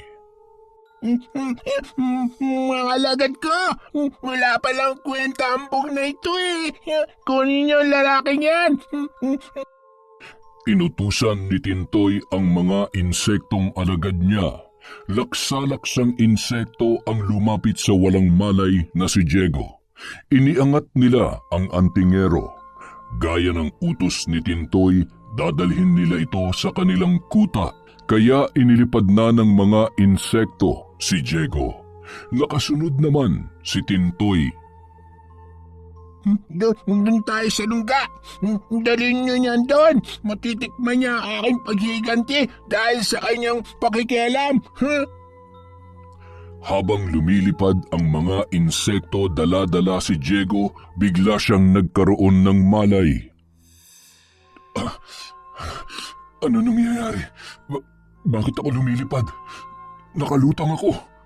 At napatingin sa kanyang paligid ang antingerong si Diego. Inililipad ako ng mga insekto. Ibaba niyo ako, mga hayop kayo! Ibaba niyo ako! Ha? Nagkamalay ka na? Takot ka bang lumipad, ha, hambog? Ang sabi ko, ibaba niyo ako! Hindi niyo ako pwedeng isama sa lungga niyo! Hindi ka nila susundin. Si Tintoy lang Panginoon nila. Sa akin lang sila makikinig. Ayaw niyo ha? At hinawakan ni Diego ang kanyang suot na medalyon. Muli ay gumalaw yun. Nagliwanag at nagbigay ng puwersang nagniningning. Hindi gusto ng mga insekto ang ganoong pakiramdam. Agad na bulabog ang mga ito. Nagsipag-alisan, kumalat sa ere, dahilan para mawala ang sumasalo kay Diego. Subalit bago pa siya tuluyang bumagsak sa lupa, sa tulong ng kanyang medalyon ay dahan-dahan siyang ibinaba. Maraming salamat, medalyon. Hindi mo ako pinababayaan. Nakita ni Tintoy na handa na muli siyang harapin ni Diego. Kaya sa ikalawang pagkakataon ay ibinuka niya ang kanyang bibig. Minsan pa'y nagpakawala siya ng itim na usok. Isang napakabahong usok na tila amoy ng naaagnas na hayop. Ang amoy na yun ang dahilan ng hirap sa paghinga ni Diego at pagkawala rin ng kanyang malay. Subalit sa pagkakataong yun, alam na niya kung paano yun kokontrahin.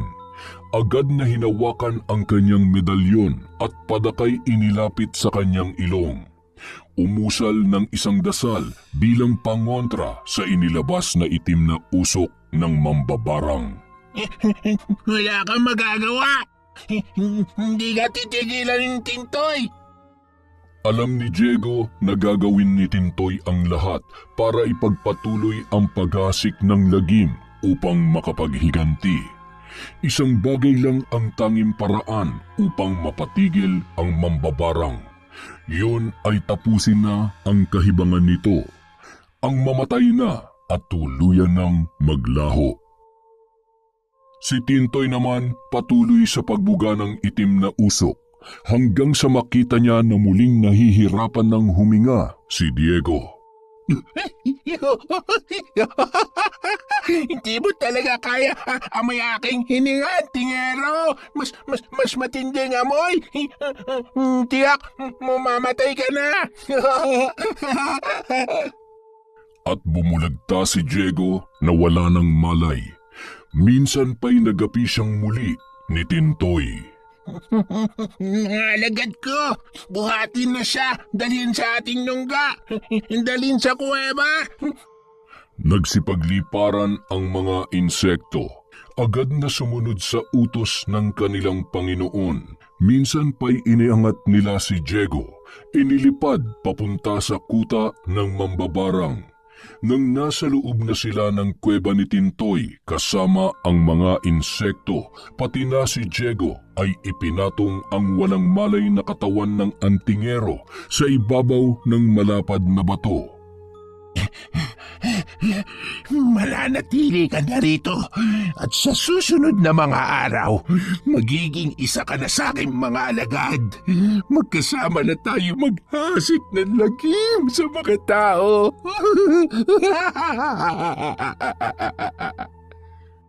Nung mga sandaling yun, ang buong akala ni Tintoy ay wala talagang malay si Diego at mapapasailalim ito ng kanyang itim na kapangyarihan. Subalit ang pagkukunwari ng antingero na wala siyang malay ay isang palabas lamang. Dahil mayroon itong pinaplano. Bagamat bigo ang mga insekto ng mambabarang na makasipsip ng sariwang dugo sa mga tao, sumunod pa rin ito at pinapasok ni Tintoy sa malalaking tapayan na siyang tirahan ng mapanganib na mga insekto. Kaya nang matiyak na nasa loob na ang mga insekto ay inilagay ni Tintoy ang takip. Manahimik muna kayo muli sa loob ng tapayan. Alam ko nang hihina kayo. Kailangan yung makabawi ng inyong lakas at magpahinga. Ako man ay kailangan din magpahinga. Itatali na lang muna kita, antingero, para pag nagkamalay ka, hindi ka makakatakas sa akin. Saka na lamang kita harapin kapag nakapagpahinga na ako, ha? Dumako si Tintoy sa isang sulok ng kuweba. Naroon ang isang lugar na kanyang pahingahan. Tila isang lungga ito na may mga daga na namamahay. Ang mga hayop na ito ang katabi niya sa kanyang pagpapahinga. Mabaho, nakakadiri ang lugar na pahingahan ni Tintoy. Ilang sandali pa, nakatulog na ang mambabarang. Hindi mahigpit ang pagkakatali kay Diego. Madali niya itong nakalas. Naghahatid naman ng ingay ang mga insekto sa loob ng tapayan. Ang mambabarang naman humihilik pa habang natutulog. Ito ang sandaling pinakahihintay ni Diego para gawin ang kanyang naisip na plano. Ang pagdating ni Diego sa Baryo Paniki ay hindi nagkataon lamang. Sinadya niya na magtungo sa lugar na yon dahil bahagi yon ng kanyang misyon. Mula sa angkan ng mga antingero si Diego, bahagi na ng kanilang naging pangako na sila ang hahadlang sa mga alagad ng dilim na nagpapakalat ng lagim. Kaya hindi siya basta maaaring umalis sa lugar na yon na hindi natatapos ang kanyang misyon. Maaaring biktima ng kalupitan ng tao si Tintoy dahil sa mga pinagdaanan niya, bagay na naipasa rin sa kanyang isipan ng kanyang lola. Subalit hindi dahilan ang masasakit at kalupitang karanasan upang gumawa ng masama sa kapwa at maghiganti. May nabuunang plano si Diego, marahan ang kanyang galaw habang nasa loob siya ng kuweba. Hindi siya dapat magkamali sa kanyang gagawin. Ang unang hakbang ay nilapitan niya ang mambabarang. Dumating na rin ang katapusan mo, Tintoy. Ang kamatayan mo lamang ang makapagpapatahimik sa nangyayaring gulo at salat sa Baryo Paniki. Hindi na kayo makakapaminsala pa. Pinagmasdan ni Diego ang mambabarang na akala niya ay mahimbing na natutulog, subalit biglang dumilat ang mata nito. Sasabi na nga ba, Tintoy eh? Nagulat si Diego, nagising pala si Tintoy. Agad na nahawakan nito ang kanang kamay ng antingero. Bitiwan mo ko! Bitiwan mong kamay ko! May masama kang paplano. Alam ko yun, pero hindi ka magtatagumpay. Inalis ni Tintoy ang kamay sa pagkakahawak sa braso ng antingero at inilipat niya yun sa leeg ni Diego. Sinakal siya ni Tintoy, mahigpit at pahigpit pa ng pahigpit. Bitiwan mo ako! Hindi ako makahiga! Kung hindi kita napatay sa baho ng itim na usok na inilabas ko, mamamatay ka sa sakal ko! Hindi mo ako mapapatay, mambabarang! Sabay hawak ni Diego sa kanyang medalyon at idinikit sa kamay yon ng mambabarang. Nagsisigaw si Tintoy. Umusok ang kanyang kamay na nadampian ng naturang medalyon. Pasong-paso siya sa medalyon ng antingero. Dahil sa pagkapaso ay nakaramdam siya ng panghihina. Napaupo na lamang siya at hindi na makatayo. Hindi mo talaga titigilan, Tintoy! Titigilan lamang kita kapag patay ka na. Alagad kong insekto! Labas kayo riyan! Kailangan Tintoy tulong niyo! Sa utos na yun ni Tintoy ay biglang gumalaw ang mga tapayan. Nagwawala ang mga insekto na nasa loob noon. Gustong-gusto nang kumawala. Sige, tumayo ka riyan. Harapin mo ko, mambabarang. Alam kong ang lakas ng aking medalyon ang kahinaan mo. Ididikit ko tong muli sa katawan mo. Wag! Dapat lang nalalo kang manghina. Muli ay idinikit ni Diego ang medalyon sa katawan ni Tintoy. Napasigaw ang mambabarang. Napapasok katawan, Tintoy! Yan ang dapat sa'yo. Alagad, Tintoy! Kailangan kong tulong niyo! Lumabas kayo sa tapayan na yan! Labas! Dahil nasa loob ng tapayan ang mga insekto at mayroon yung takip, hindi makalabas ang mga yon. Subalit patuloy ito sa pag-uga ng tapayan. Malakas ang pag-uga, palakas ng palakas, hanggang isa-isa yung natumba. Nabasag ang mga tapayan kaya malaya nang nakalabas ang mga insekto. Nakita ni Diego ang pangyayaring yun at batid niya ang pwedeng mangyari. Sasalakayin siya ng mga insektong alaga ng mambabarang. Subalit hindi siya natatakot dahil taglay niya ang medalyon na pinaghuhugutan niya ng proteksyon at lakas. Subalit hindi lang ang mambabarang ang dapat niyang mapatay, kundi maging ang mga alaga nitong insekto. Kaya bago pa salakayin ng mga insekto si Diego, mabilis ang naging desisyon niya. Tiyak ang kanyang bawat galaw. Mabilis ang pagtakbo niya papalabas sa kuweba. Kailangan siyang makipag-unahan sa mga insektong yon. Walang insekto ang dapat na makalabas sa loob ng kuwebang yon. Kailangan ko na makalabas sa kuwebang to. Yun na lang ang tanging paraan. Saan ka pupunta, hangal? Hindi pa tayo tapos. Huwag kang duwag. Balik ka dito, ay. Hinang-hinana si Tintoy dahil sa pagkakadikit ng medalyon sa kanyang katawan. Wala na siyang kakayahan upang habulin pa si Diego. Maghintay ka na lang dyan, Tintoy. Nakatakda ng katapusan mo. Sana'y mapatawad mo ko. Patuloy sa pagtakbo si Diego palabas ng kuweba. Bagamat may kadiliman, hindi yun alintana. Ang mahalaga ay makalabas siya. Umuugong ang mga insekto na nakasunod kay Diego. Pero gaya ng dapat mangyari, dapat siyang makipag-unahan sa mga naturang insekto. Siya ang dapat na unang makalabas mula sa loob ng kuweba. Nakita ni Tintoy na malapit na siya sa bukana ng yungib. Hindi siya dapat magkamali. Isang maling kilos, mababaliwala ang kanyang plano. Ilang hakbang na lamang nasa labas na si Diego ng kuweba. Hinagilap niya ang suot na medalyon. 5 hakbang na lamang papalabas ng kuweba ay ganap na siyang makakatakas. Malapit na ako sa labas at nakasunod pa rin sa akin ang mga insekto. Ngayon na! Sabay hila ni Diego sa suot niyang medalyon.